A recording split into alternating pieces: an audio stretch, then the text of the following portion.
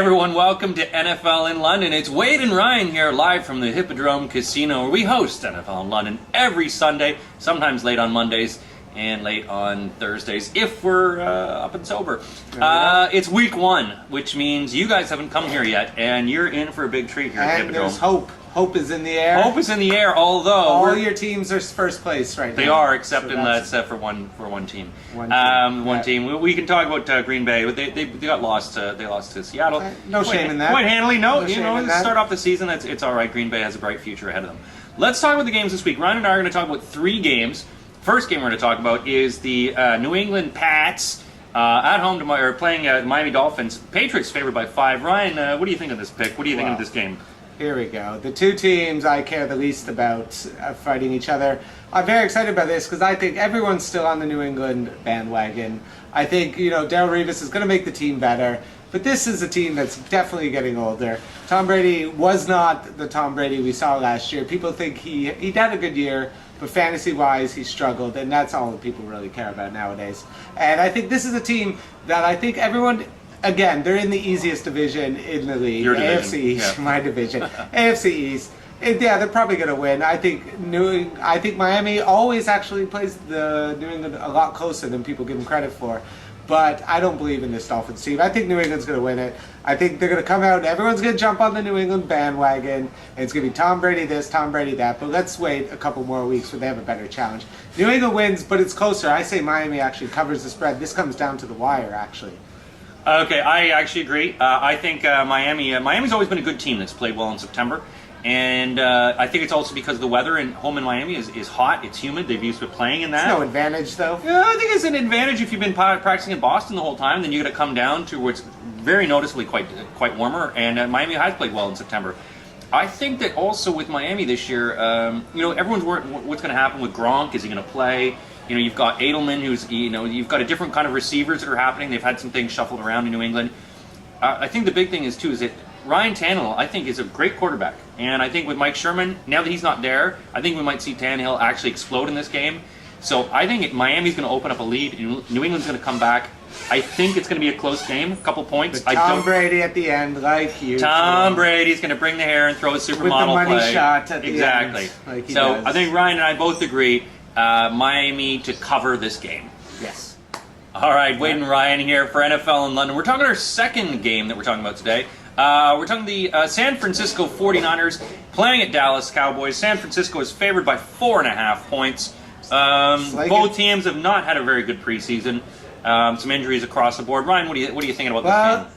It's like it's 1998 again. Everyone loves Dallas, San Francisco. It's a great rivalry. It's always been fun. It's the Yankees Red Sox of football, I think. This is going to be a great game. You got that Dallas offense unstoppable, really. To be honest with you, you got Dez Bryant. No one's going to be able to cover Dez Bryant this year. He's going to get even better. Tony Romo will keep you interested. If he's your fantasy quarterback, you're going to be going up and down all day with him. This is a San Francisco defense that actually is not the powerhouse it was last year. They got suspensions, they got injuries. I think this is actually going to hurt them. It's in Dallas, and I think everyone's jumping on. This is Colin Kaepernick's third year now? Yeah. So this is a big year for him, quarterback wise. He's got more weapons. He's got Crabtree back, but I actually think Dallas is going to keep it close. I still think San Francisco is going to win, but I think the offense of Dallas will be able to keep them in, and just because they have no choice with that defense. I agree. The Dallas defense is porous. They're horrible. They're like ISIS bad. They're so bad. Yeah.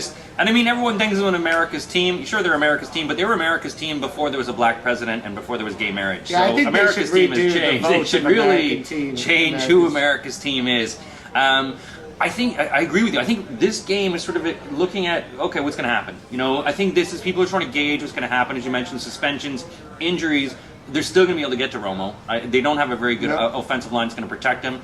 And I agree. I think it's going to be tight to begin with. And I think San Francisco is then going to adjust their game and then say, okay, you know what? They're going to find holes in that defense and open them up. They got the better coaching. They got the running game. They actually both have great running games, but I think in the end, San Francisco's got Colin Kaepernick, who's the X factor. He can run, and that's what's going to kill you. They're not going to be able to stop their running quarterback. They're not going to be able to stop that running quarterback. So I think I think Colin Kaepernick's going to win, but Dallas is going to keep it close. And watch out, Des Bryant is going to rip it up. Des Bryant's going to have a good year, and Colin Kaepernick's going to look sexy. And I think a lot of people are going to watch how those tattoos move With his and pink how the headphones, muscles giant ripple. pink Yeah, the headphones. pink headphones from last year. Yeah. He's great.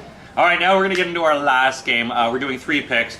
And this is a game that means something to Ryan and I because it's the Close to the Buffalo heart. Bills coming to play my team, the Chicago Bears, at home. Chicago Bears favored by 7 points. Ryan, your team's right. is the underdog. We're the going to losers. start with this. I'm going to say a message to the Buffalo Bills, okay? This has gone on long enough. I think you had an owner that just died this year, okay? He died for your sins. Haven't they put him in at tight end? They died. He's actually going to be stuffed in the press box every week, just with a disappointing look on his face. He died this year, okay? And the last words, I guarantee you, were fucking Bills. All right? And it's been 14 years. This is on the road. This is the biggest game in the last decade for the Bills. I don't know if they're going to win. I don't think they're going to win, but I think they're going to keep this closer than people say because I think E.J. Manuel's been written off completely by the media, by everyone in the NFL, and I think that's a mistake. He's still got a chance. He's only played in like 10 games this year, and no other team would be written off this soon. I think this is classic media bias against the Bills, and I think they're going to show up. That offense is good enough. The Bears were the worst team against the run last year, and their Bills have one of the best running offenses. They got Sammy Watkins, but it's on you, A.G. Manuel. It's on you.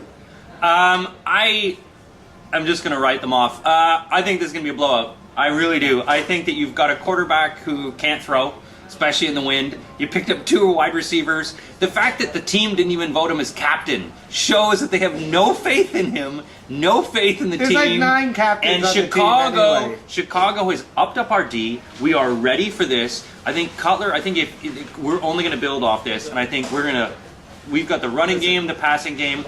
I think this is going to be a 14-point game. 7, the Bills front 4 are maybe the best front 4 in the whole entire league. They're going to run all over Cutler, and they're going to be pressuring him, and that's what you got to do. You pressure Jay Cutler, you scare him, and he makes mistakes. Jay Cutler no would not be scared. Oh yeah, Jay Cutler. Anyone could put Jay Cutler in the corner, and guess what? So, just like he'll come out I'm crying. saying Bills cover, but probably lose. I will say Bills lose, and by quite a bit. If you want to find out what's going to happen, well, you should come join us every Sunday here at the Hippodrome Casino. Wade and Ryan are going to be here. The beers will be flowing. And come check us out. NFL in London. We'll see you here every Sunday. Make your picks online.